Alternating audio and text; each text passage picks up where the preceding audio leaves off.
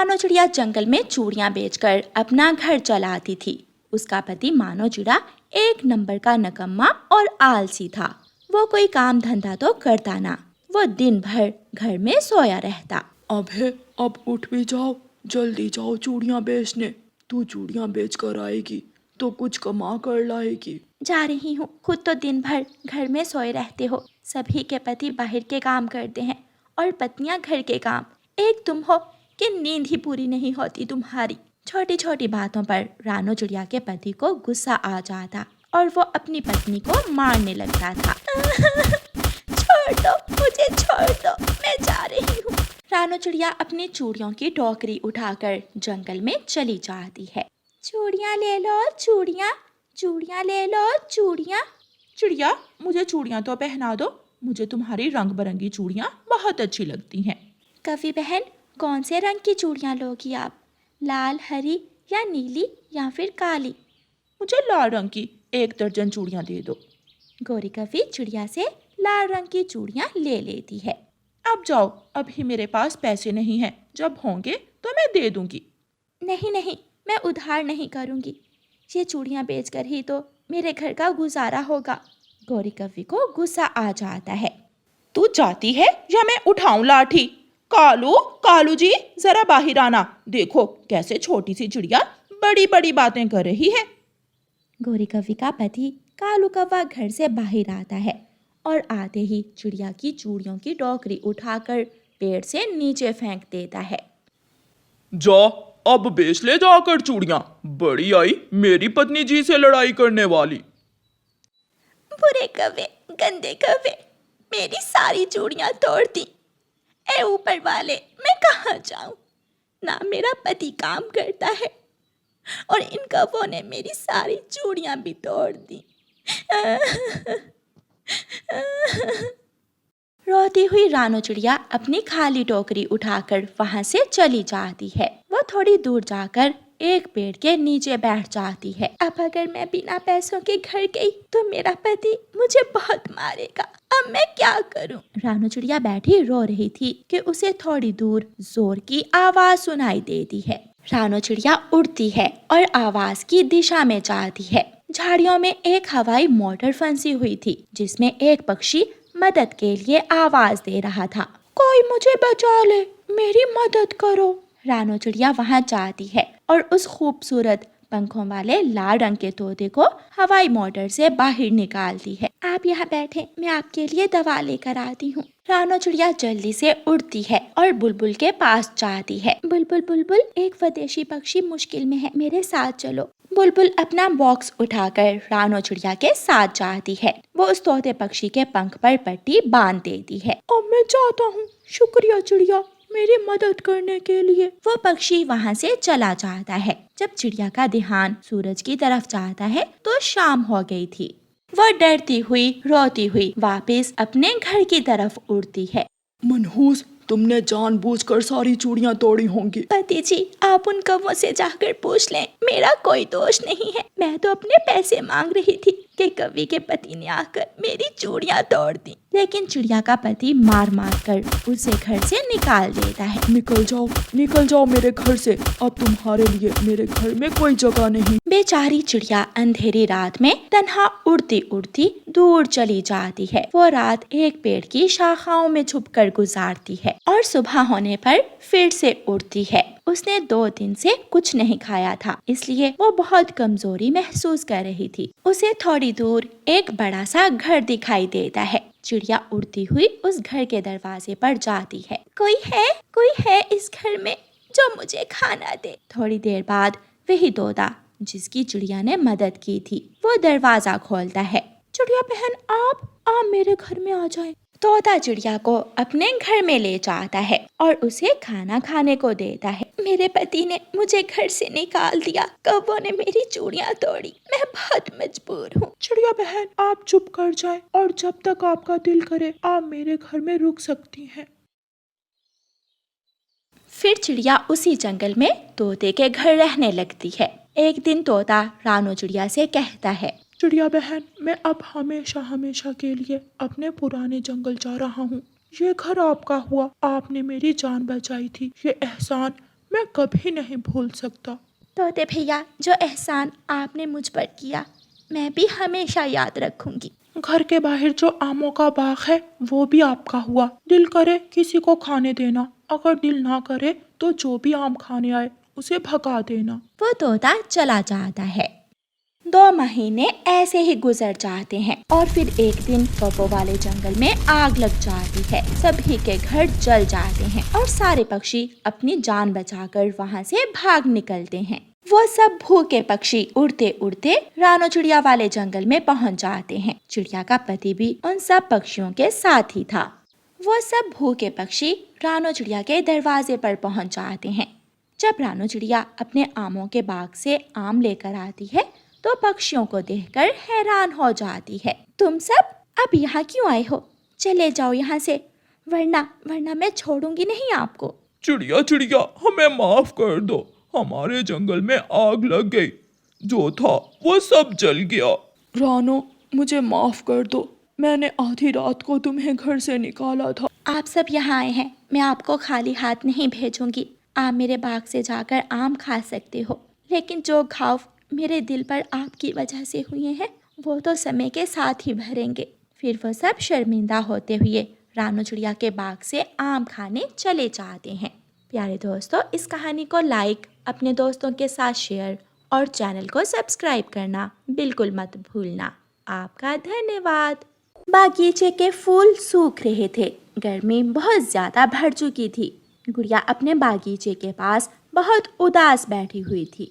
मम्मा, क्या अब मेरा बागीचा सूख जाएगा? गुड़िया बेटी, बारिश आएगी, मौसम बदलेगा और फिर देखना तुम्हारा ये बागीचा फिर से पहले जैसा हरा भरा हो जाएगा। बारिश कब आएगी? ये तो मौसम का संकेत देने वाला पक्षी ही बता सकता है। मम्मा, मौसम का संकेत देने वाला पक्षी कहाँ मिलेगा? ऊंचे पेड़ पर घाटी के उस पार है उसका घर। गुड़िया सारी रात जागती है, उसे नींद नहीं आ रही थी। वो सोचे जा रही थी कि कब सुबह होगी और कब वो अपने बागीचे को बचाने के लिए कुछ कर पाएगी। सुबह सवेरे गुड़िया अपने घर से निकलती है। वो अपनी दोस्त मीना के पास जाती है। मीना, मेरा बागीचा सूख जाएगा, मेरे बागीचे के सारे फूल मर रहे हैं, वो सब मुरझा जाएंगे, हमें बादलों से मिलने जाना होगा। लेकिन बादलों का कोई देश नहीं होता, कोई ठिकाना नहीं होता, हम बादलों तक कैसे पहुंच सकते हैं? अगर लगन सच्ची हो और मेहनत शामिल हो तो हम कुछ भी कर सकते हैं। तो फिर मैं आपके साथ हूँ। वो दोनों सहेलियाँ उड़ती हैं, घाटी के उस पार जाने के लिए तेजी से उड़ती हैं। अंकल तोते, हमें मौसम का संकेत देने वाले पक्षी से मिलना है, उसका घर कहाँ है? आप ठीक दिशा में जा रही हो, लेकिन अगर आप बादलों तक जाना चाहती हो तो ये मुश्किल काम है, कोई नहीं कर सकता, ये काम मुश्किल है। मेरा फूलों का बागीचा सूख जाएगा, मैं अपने बागीचे को बचाने के लिए मुश्किल से मुश्किल काम भी करूंगी। दोनों सहेलियां फिर से उड़ती हैं और घाटी के उस पार पहुंच जाती हैं। अंकल, क्या आप हमें बता सकते हैं कि इन दिनों में बादल कहाँ चले जाते हैं? बेटी, मुझे नक्शा देखना होगा, फिर ही मैं बता सकता हूँ। मौसम का संकेत देने वाला पक्षी एक पुराना नक्शा उठाता है और उसे गौर से देखता है। सागर के उस पार, बादल इन दिनों सागर के उस पार होंगे, लेकिन सागर के पास तेज हवाओं से बचकर जाना बहुत मुश्किल होगा। गुड़िया, चलो हम जाएंगे, हम बादलों से मिले बिना वापस नहीं जाएंगे। दोनों सहेलियां फिर से उड़ती हैं। वो सागर की तरफ उड़ती हैं। तेज हवाएं उनका रास्ता रोक लेती हैं। हवाएं गुड़िया और मीना को पीछे की तरफ धकेल रही थीं, लेकिन वो हिम्मत से काम लेती हैं और उड़ती रहती हैं। सागर में नाव जा रही थी। गुड़िया और मीना नाव के मीनार पर बैठ जाती हैं। ये तो आसान हो गया, अब हम दूसरे किनारे आसानी से जा सकती हैं। गुड़िया, मैं तो पहली बार नाव में बैठी हूँ। दोनों सहेलियां थोड़ी ही देर में सागर की दूसरी तरफ पहुंच जाती हैं। बादल गहरी नींद सोए हुए थे। गुड़िया बादल को आवाज देती है। अंकल बादल, बादल अंकल। कौन है, कौन है? अंकल, हम बहुत दूर से आई हैं। अंकल, मेरा बागीचा सूख रहा है, सब कहते हैं कि मेरा बागीचा सूख जाएगा, यहाँ तक आना बहुत मुश्किल था, कृपया करें हमारे साथ चलें और हमारे जंगल में बरसात कर दें। चिड़िया चिड़िया, सुना है तेरी बेटी बादलों के पास गई है। हाँ, मुझे भी तोते ने बताया है, लेकिन मैं डरी हुई हूँ क्योंकि रास्ता बहुत कठिन है। बहुत बड़ी गलती की तेरी बेटी ने, इन चंद फूलों की खातिर अपनी जान खतरे में डालकर। बात चंद फूलों की नहीं है, ये जंगल सूख जाएगा, नदी नाले सब सूख जाएंगे। अगर बरसात ना हुई तो सब मर जाएंगे। अगर उस बहादुर बेटी ने ये पहला कदम उठाया है तो उसकी तारीफ करनी चाहिए। तारीफ तो तब करेंगे जब वो जिंदा लौटकर घर वापस आएगी। सागर की तेज हवाओं से बचना बहुत मुश्किल है। ऐसे कहते हुए गोरी कव्वी वहां से चली जाती है। आज रोज बहुत नढाल हो चुका था। वो अपनी आखिरी सांसें ले रहा था। वो अपने साथ वाले बड़े फूल से कहता है, मेरा ख्याल था कि ये पक्षी हमारे लिए कुछ करेंगे, लेकिन ना हो सका। मैं मर जाऊंगा। आज शाम तक पानी ना मिला तो मैं मर जाऊंगा। हौसला रखो मेरे दोस्त, उम्मीद कभी मत छोड़ो। ऊपर आसमान की तरफ नजर रखो। जब बादल आएंगे तो जीवन लौट आएगा। फिर से जंगल में रौनक लगेगी, बाहर आएगी। चिड़िया बेटी, मैं अकेला कुछ नहीं कर सकता। मुझे अपने दोस्तों से बात करनी होगी। फिर वह बादल अपने दूसरे बादल दोस्तों से बात करता है। इस छोटी चिड़िया की मदद करने कौन कौन जाएगा? सभी बादल मान जाते हैं। तो फिर आप सब जी भरकर पानी पी लो। आज हम छोटी चिड़िया के जंगल में बरसात करने जा रहे हैं। फिर सारे बादल जी भरकर पानी पीते हैं। गुड़िया और मीना बहुत खुश थीं। फिर वह सब वापस चलते हैं। गुड़िया और मीना बादलों पर बैठकर आसमान की सैर करती हुई अपने जंगल लौट आती हैं। बागीचे के सारे फूल ऊपर आसमान में बादल देखकर खुशी से झूम उठते हैं। मम्मा, हमने कर लिया। अगर मेरी सहेली मीना मेरा साथ ना देती तो ये बहुत मुश्किल था।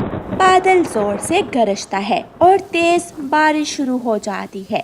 ठंडी हवाएं चलने लगती हैं। मम्मा चिड़िया को अपनी बेटी पर बहुत गर्व महसूस हो रहा था, क्योंकि उसने जंगल के सभी पक्षियों के जीवन में बहार लाई थी। गुड़िया का बगीचा बारिश के पानी से धुल चुका था और फूलों का रंग पहले से भी ज्यादा चमक रहा था। गुड़िया और मीना अपने बागीचे के पास बैठी हुई थीं और फूलों से बातें कर रही थीं। प्यारे दोस्तों, इस कहानी को लाइक, अपने दोस्तों के साथ शेयर और चैनल को सब्सक्राइब करना बिल्कुल मत भूलना। आपका धन्यवाद। आरती कौवा ऊंचे पेड़ पर बैठा शोर मचा रहा था। आग आग, जंगल की दूसरी तरफ आग लग गई है। कोई आग को बुझाए, कोई आग को बुझाए। आग! कौवे का शोर सुनकर पक्षी अपने अपने घरों से निकलते हैं। तोते तोते जल्दी चलो, कालू कौवा शोर मचा रहा है। जंगल की दूसरी दिशा में आग लग गई है। मैं घर से पानी लेकर आता हूँ। रानो चिड़िया, आप जल्दी से जाकर कबूतर और बुलबुल को भी बता दो। चिड़िया भागती है और जल्दी से कबूतर के पास जाती है। कबूतर कबूतर, कुछ सुना? जंगल में आग लग गई है। हाँ, मैं भी अभी अभी कौवे से सुनकर आया हूँ। सबको जाना होगा। नदी से पानी लेकर मैं भी आ रहा हूँ। चिड़िया, कबूतर, तोता और बुलबुल, जंगल के सारे पक्षी अपने अपने घरों से डिब्बे बाल्टियां लेकर आग बुझाने निकल जाते हैं। अब मैं उन सब के घरों से चीजें चुरा लूंगा। मुझे किसी का डर नहीं है, क्योंकि सब चले गए हैं। मेरे झूठ को सच मानकर सब चले गए हैं।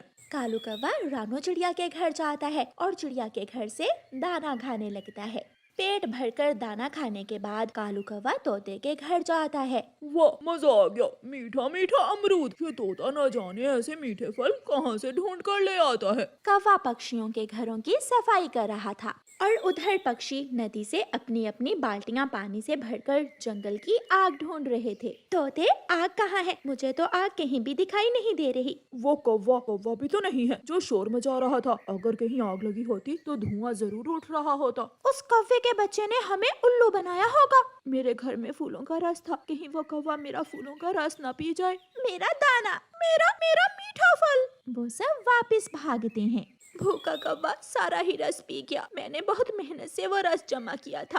तोता बैठा रो रहा था। इस बार फिर मेरा अमरूद ले गया। वो कौवा, वो चालाक कौवा, किसी न किसी तरह हमें उल्लू बनाकर हमारा भोजन खा ही जाता है। कालू कौवा उड़ता हुआ जा रहा था कि उसे एक बड़े पेड़ के नीचे एक साधु पक्षी बैठा हुआ नजर आता है। साधु पक्षी अपनी तपस्या में मगन था। कालू कौवा वहाँ जाता है और साधु पक्षी के पास पड़े दूध के प्याले में से दूध पीने लगता है। छिप छिप की आवाज सुनकर साधु उल्लू अपनी आंखें खोलता है। दुष्ट कौवे, बुरे कौवे, तुमने मेरी तपस्या में खलल डाला। मैं तुम्हें शराब देता हूँ। मैं शराब देता हूँ कि तुम जिस चीज को भी पंख लगाओगे वो चीज पत्थर की हो जाएगी। ये कोई शराब नहीं, वरदान है। मुझे वरदान मिल गया, अब मैं कुछ भी कर सकता हूँ। कौवा खुशी खुशी वहाँ से चला जाता है। तुझे जल्दी ही मालूम पड़ जाएगा कि ये वरदान नहीं, शराब है।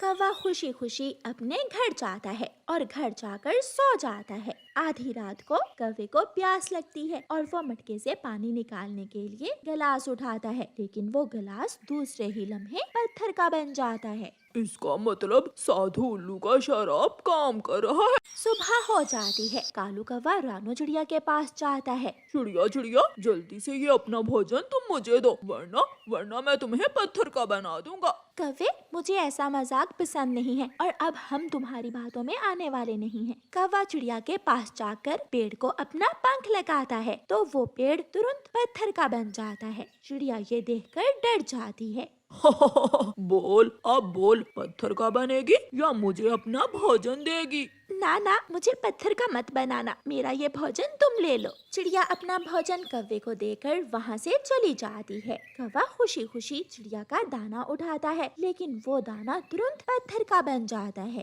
अरे अरे, ये क्या हुआ? मैं ये दाना कैसे खाऊंगा? ये तो पत्थर का बन गया है। कौवा वहाँ बैठकर रोने लग जाता है। कौवा रोता हुआ उसी साधु पक्षी की खोज में निकलता है, लेकिन वो साधु पक्षी कौवे को कहीं भी नहीं मिलता। कौवे, क्या हुआ? तुम यहाँ बैठकर क्यों रो रहे हो?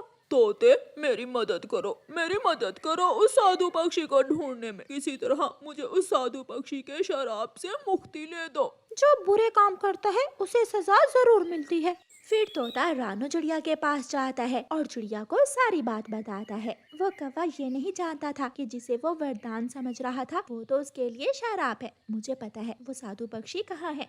रानो चिड़िया कौवे के पास जाती है और कौवे को साथ लेकर साधु पक्षी उल्लू के पास जाती है। साधु पक्षी तपस्या में मगन था। चिड़िया कौवे को साथ लेकर वहाँ बैठ जाती है। थोड़ी देर बाद साधु पक्षी अपनी आंखें खोलता है। कौवे, अब क्यों आए हो यहाँ? जाओ। साधु उल्लू बाबा, ये कौवा आपसे माफी मांगने आया है। इस कौवे को ऐसे माफी नहीं मिलेगी। पहले ये अपनी मेहनत से दाना कमा कर लाए, फिर ही इसे मेरे शराब से मुक्ति मिलेगी। मैं जाऊंगा, मैं लाऊंगा, मैं मेहनत से दाना कमा कर लाऊंगा। कौवा वहाँ से चला जाता है और सारे जंगल में दाना ढूंढता है। कौवा मैदान में जाता है, लेकिन उसने कभी दाना ढूंढा ही नहीं था, इसलिए कौवे को वहाँ से भी दाना नहीं मिलता।